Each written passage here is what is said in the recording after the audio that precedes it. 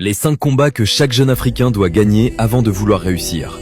Si tu perds ces 5 combats, il y a de grandes chances que, dans 10 ans, ta vie ressemble exactement à celle d'aujourd'hui.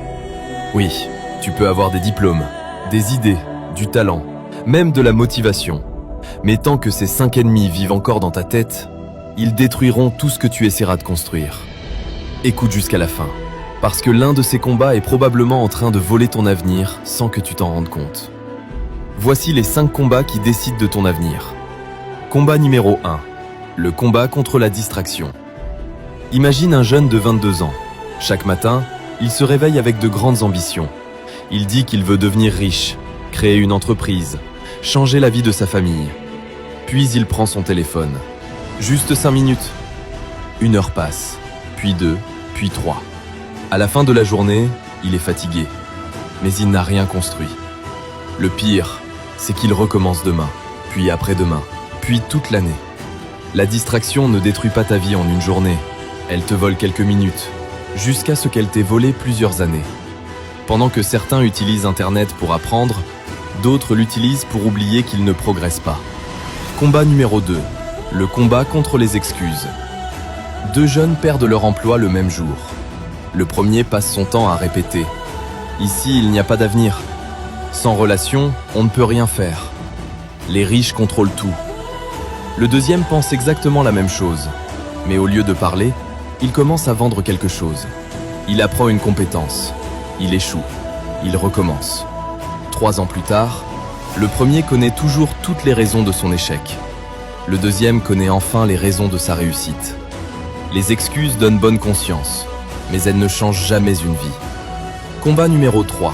Le combat contre le regard des autres. Un jeune rêve de créer du contenu sur Internet. Il prépare sa première vidéo. Puis il imagine les commentaires. Tu te prends pour qui? Tu cherches à devenir célèbre? Alors, il supprime la vidéo. Quelques années plus tard, il regarde quelqu'un d'autre réussir, avec exactement la même idée. Et il murmure. J'y avais pensé avant lui.